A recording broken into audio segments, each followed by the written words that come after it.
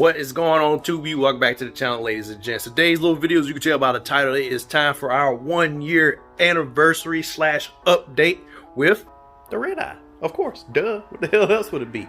Anywho, we're at about a little over 11,381 on the clock. And we're actually a little over a year. I picked this up September 1st. It was delivered October or August 30th, I believe. I don't know, but I got there pretty quick. It was like right at the end of August when it was delivered, and I got there September 1st to pick it up. So we're a little bit over. It's the 8th right now. It's probably going to be, later on in the week when you guys see this, because I got a few other videos coming out prior to. Anywho, let's get right into it. So first things first with the update is gas mileage is ass. It is terrible compared to the regular Hellcat. Oh my god, man. I don't know if it's just because it has dual fuel pumps or what. Maybe it's just I don't know. I don't know why it's so much worse. Like, I feel like it's already on E85 with how much and how often I have to fill up and how quickly. Jesus Christ, open the garage door and shit just flies in. Anywho, with how quickly you drain the tank on one of these things, I'm just blown away. If you're just doing highway cruising or whatever, like cross country trips, it's not terrible at all. Like, I think I filled up from Kentucky to here, because it's the longest trip I've taken it on so far. Kentucky to here, it was, I believe, about $300 total. So about I'm not even going to say they were full tanks, because I stopped a couple of times, for rest trips, just to eat and, other random stops. And I would just fill up randomly whenever I did stop. So they weren't full tanks, but in total for cost on gas for about a 2,000 mile trip. I can't remember what the exact distance was, but it was it's up there. So Kentucky to out here to California, you guys can Google map it yourself, and it was about day and a half of driving is what I did. I just overnighted it, like straight through. You guys go check that video out if you want. If you don't believe me, I 100% straight through, almost gave myself a heart attack. It was pretty wild. Anywho, yeah, and the gas mileage during that entire trip was not terrible at all. Like I said, that entire road trip, I spent maybe $300 in gas, but day-to-day driving, just if I go to work and back, I've already burnt through about a quarter tank of gas, just simply going to work and coming back home.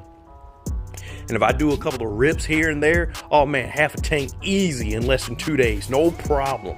But compared to the last Hellcat, the regular Hellcat that I had, my 2019, yeah, it's way worse. And some of that just could be due to the worst aero going on here. We got wider wheels, wider tires, wider car overall, so it's more rolling resistance, less aerodynamic, so it's pushing more, working more to get its big self through the air and all that jazz. So some of it could be due to that, but I'm pretty sure the other half is just because it's more power. It's trying to, it's pumping in more fuel with more air and all that jazz. Bigger supercharger, bigger injectors, all that jazz. So it kind of maps out. But Jesus, it really feels like I'm already on E85 and I'm just running around here on peasant ass pump 91. And that's how much it burns through and how quickly it burns through fuel. So that's going to be thing number 1 on my list. So thing number 2 on my list is going to be these rock chips. Brothers, if I didn't have this freaking wrap to protect this, I don't know how you guys run around with naked ass Chargers and Challengers wide body, because there's just no way. I have the freaking OEM rock chip guard or rock guards or whatever, and it still has that little PPF strip. You can see it through the wrap here and down there. It still has those up there, and this is the problem area. You can see up here a little bit right there, but mostly right here where that PPF strip is, and it just eats itself up. So if you didn't have that PPF strip, I don't know how you guys do it, man. Like, there's no freaking way.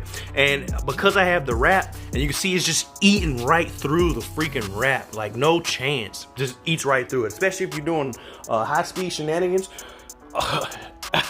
There's no way. There's no way. So without some form of protection, and it's just bare paint there, you guys are going to be paying for some paint repair here soon, because there's no way. We only have 11,000 miles on the car, and that's the condition of the rear quarters. If it wasn't for that wrap and those PPF strips, man, it will be a pretty bad looking sight back there. Granted, the car is white, so it's kind of hard to pick up rock chips and things like that on a white car. But with the wrap, as you can see, same thing on this side. Just eats itself up, man. It's pretty bad. There's another rock chip right here just bounced off. Boop. It left a little scuff, but yeah, I don't know. I don't know how you guys can deal with it if you don't have like some form of protection up there. Like the PPF strips are okay, as you can see, like I said, that's mostly where the damage is. But if I didn't have a wrap, I would definitely get those entire fenders PPF, because that is just too many rock chips, and I can't take the heartbreak of all that paint chip. So that's why I ended up going with a whole wrap, because one, a PPF was dumb expensive, and I didn't want to pay for, you know, a regular PPF, and the car just looks the same, just wrapped in plastic or PPF, paper protection film. So I know you can do, you know, colored PPF films now, but those are dumb expensive. You're basically paying to get the car painted at that point. I think the cheapest I saw was like $5,500 or something crazy. That is insane. And I was like, well, if I'm just gonna pay for some type of protection, I might as well just go to wrap. So that's what I did. Sure, this isn't PPF, but it does provide a small layer of protection. As you can see, it's what it's been doing. It's been catching all those rock chips, and yeah, it's been paying for itself, and it gets to stand out from the crowd. You know, it gets to look a little different. So that's thing number 2 on my list, is going to be those crazy rock chips, man.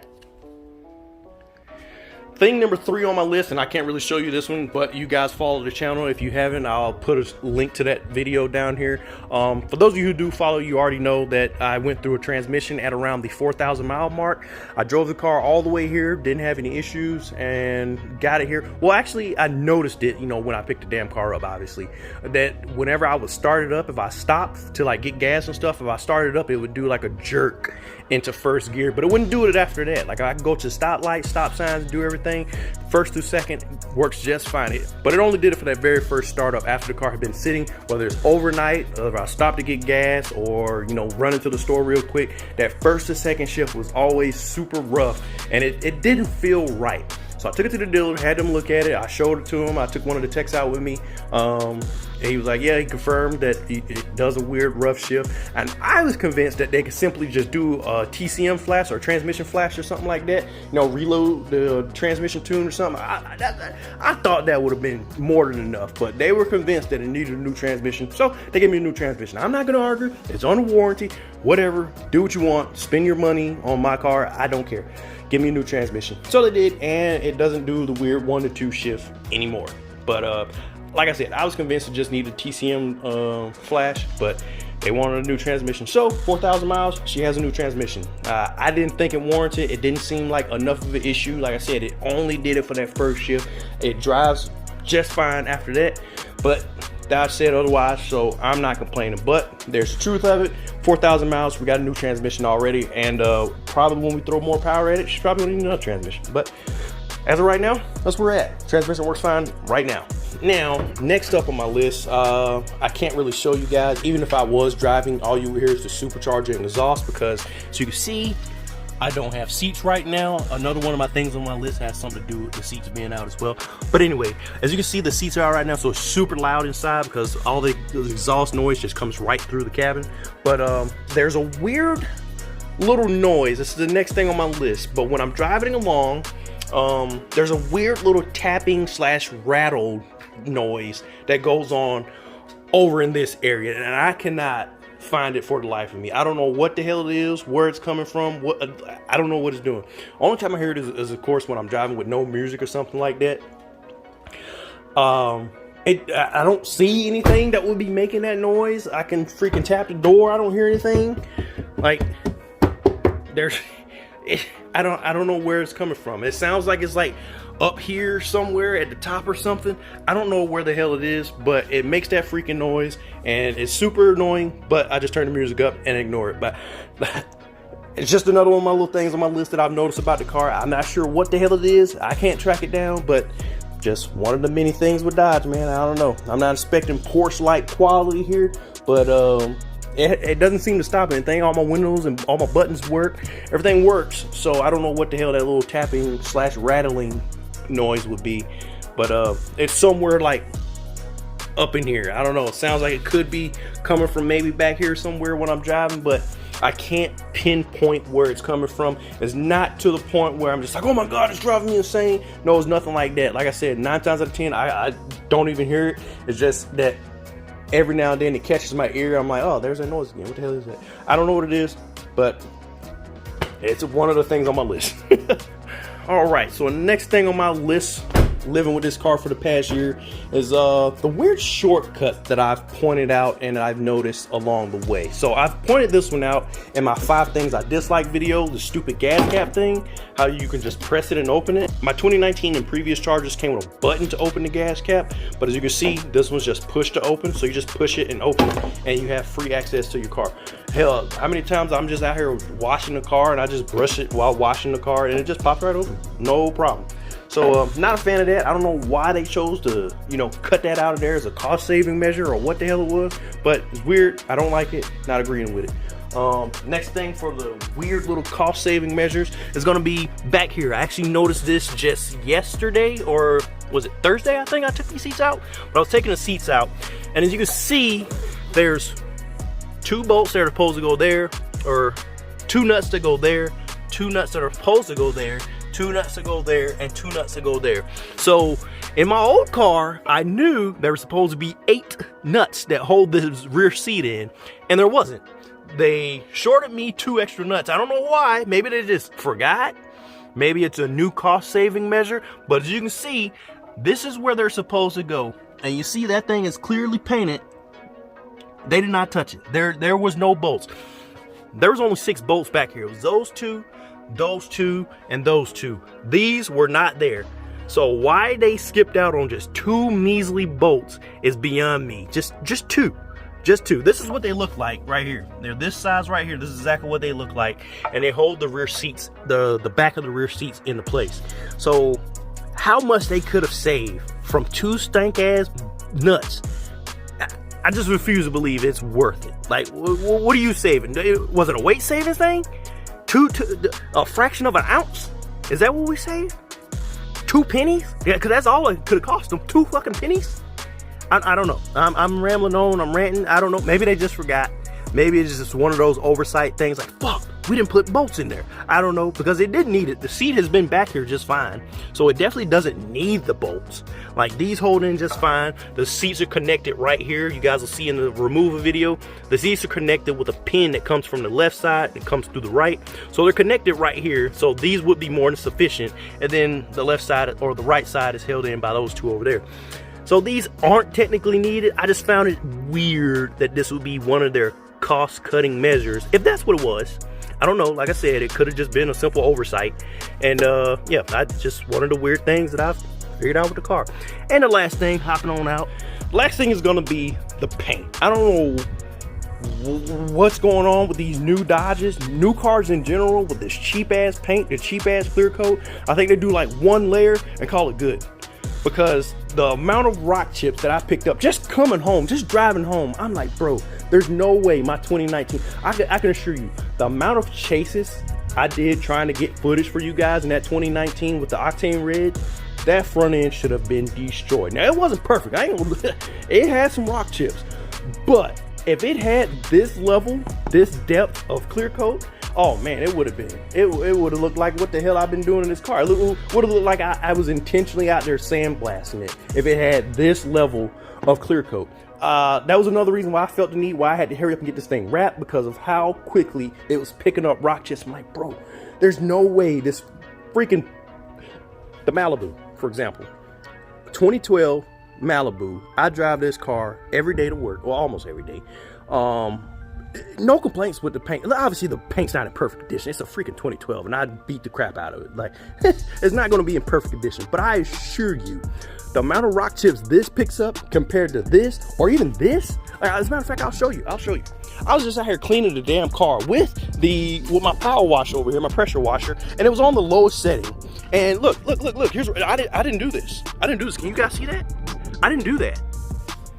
That's clear coat. That's chips even going right through the clear coat. Here's another one. Can you guys see that? I'm trying to get in a good angle. There you go. See that? Straight through the clear coat. Here's a big one over here somewhere. Okay, now this one I'm partially to blame for, because I got too close to the car with the power washer, but it shouldn't have mattered. Like, there's no way, right? I don't think you guys can see it, but that's through the clear coat. I'm hoping it's focusing for you guys. Oh, too close. You guys see that?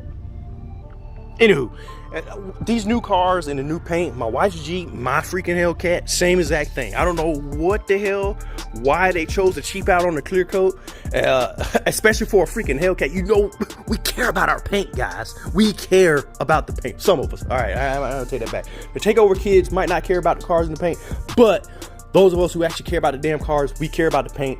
And I hand wash and baby my car as often as I can. So when I come out here and I see rock chips just eating through the paint, it deters me from driving it. I'm not gonna lie, it deters me from driving it. But I have the wrap now, so I don't have to worry too much. But before the wrap, man, I only had like 2,000 miles on the car before the wrap, and I had a good few paint. I think you might be able to see them through the wrap. Nope, you can't see them through the wrap. There's like two big ones down here that just blew right through the freaking paint, man.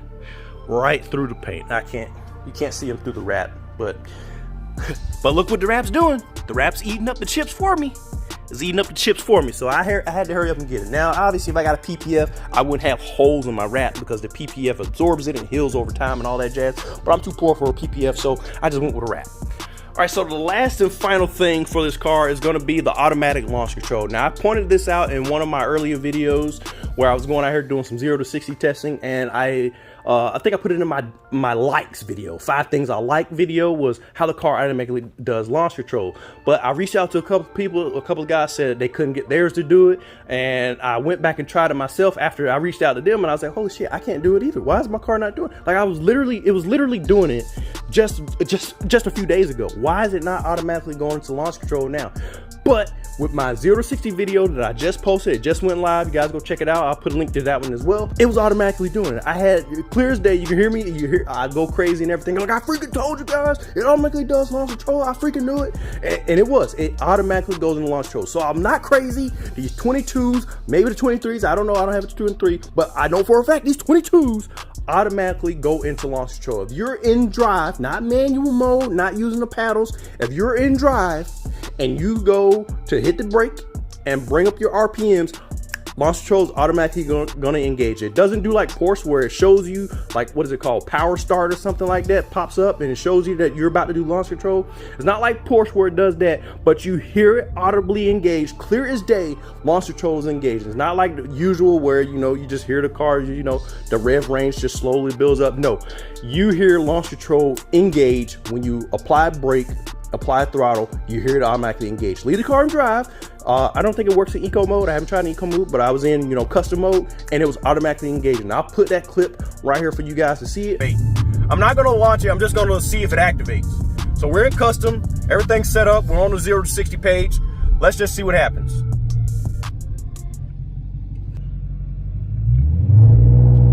Hear it? Hear it? You guys heard it? It activated. You heard it again. It automatically activates. I told you. I didn't do launch control. I'm not on launch control. I told you. It automatically activated. So, that is the last thing on my list, man. I don't think there's anything that I missed. I try to jot everything down that I've noticed and try to, you know, document everything with the car. But other than that, it has been a solid experience all around with the Redeye. So that's going to wrap it up for my list of things that I've noticed with the car throughout the past year of ownership. 11,000 miles on the car, so about 1,000 months, or 1,000 months, about 1,000 miles per month is what we equal to. It would have been less than that, probably would have been closer to 8,000 had I not drove the car back. Maybe if I had a shift or bought it closer to here, it would have been way less because 2,000 of that 11,000 was just driving the car out here. So, but we're at where we're at, no complaints. It was all 11,000, pretty damn fun miles, I can't lie to you. So, that's it. That's all. If it's your first time stopping by, like, subscribe, hit that bell icon so you guys get a notification when these videos go up. So go to the Instagram channel at low376slow, all one word. I'll put it down in the description. Until next time, tube you, I'm out. Peace.